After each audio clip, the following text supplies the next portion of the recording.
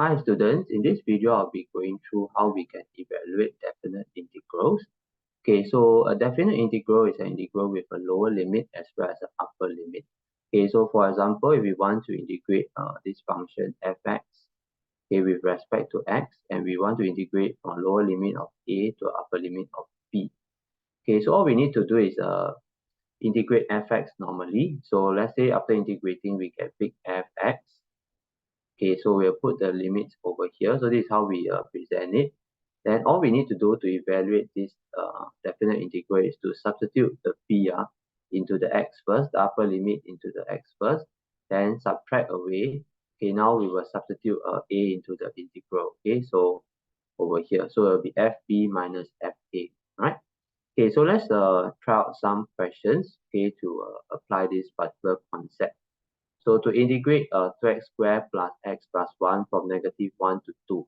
Okay, so we just integrate normally. Okay, add 1 to the power, then divide by the new power. Add 1 to the power, divide by the new power. Integrating 1, you will get x, alright? Then from negative 1 to 2. Okay, so let's just tidy up a bit first. So I like to write 2x cubed over 3. I like to write it this way. Okay, 2 third x cubed plus half x squared plus x from 2 to negative 1. Okay, so I'll start in the 2. So I'll get 2 over 3, 2 cubed plus half 2 squared plus 2. Okay, then this part you must minus. When you minus, right? Okay, I prefer to put inside a square bracket, minus away the whole thing. So now we are going to substitute all the x with negative 1. So 2 third negative 1 cubed plus half negative 1 square plus negative 1. Right? So do it this way. Okay, so over here you have 2 cubed will be 8. 8 times 2, 16. So 16 over 3. Half times 2 square is half times 4. So you get 2 plus 2.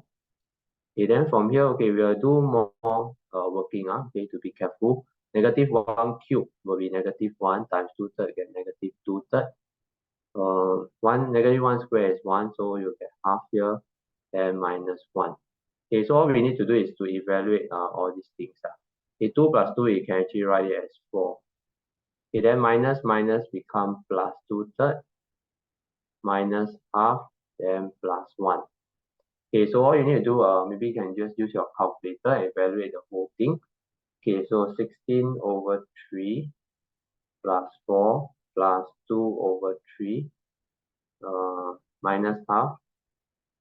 Okay, and then plus 1, right?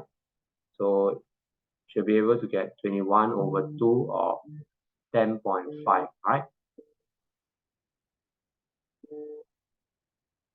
Okay, so you'll get 10.5.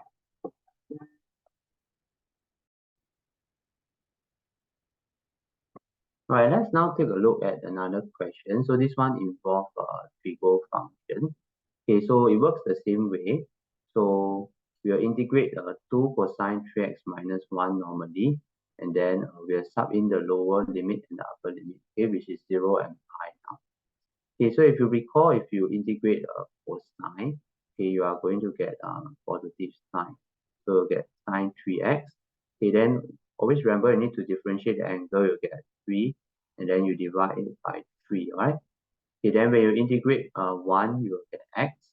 Okay, so we'll put the limits inside, so pi and 0. Okay, so let's put the 2 over 3 in front, so put 2 third sine 3x minus x.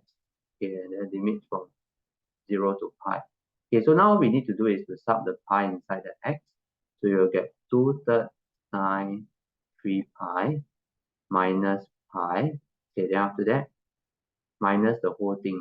So put the 0 inside the x now. So you get 2 third sine 3 times 0 minus 0.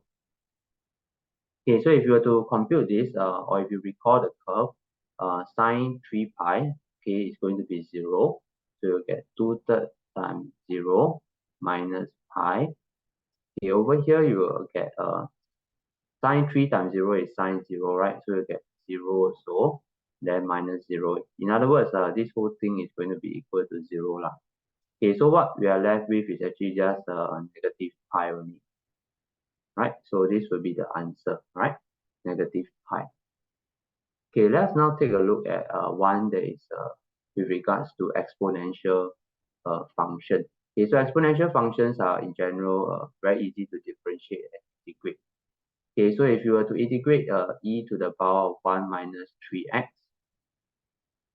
okay, so you always get back the same function, okay, e to the power of 1 minus 3x, then you differentiate the power, you will get negative 3, right? Then you just divide the whole thing by negative 3. Okay, then the limits will be 5 and 1. Okay, so just same thing, just tidy up a bit. Negative 3 means it's a negative 1/3 e to the power 1 minus 3x, then you put the 5 and 1. Alright, so same thing, we'll put the 5 inside, okay, first. So I'm negative 1/3 e to the power 1 minus 3 times 5. Okay, then minus away. So always put a bracket, okay, especially this one got negative sign, right? So minus minus later become plus. So 1 minus 3 times 1. Okay, so let's work this out. Okay, let's simplify a bit first. 1 minus 3 times 5 will be negative 14. Okay, so actually a very small number. Okay, then minus minus become plus. Okay, plus 1/3 e to the power 1 minus 3. So you'll get negative 2. Right, so this one you can just compute directly with your calculator. So 1/3 times e to the power of negative 2. So let's type in e to the power of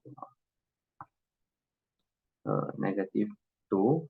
Okay, minus 1/3 e to the power of negative 14.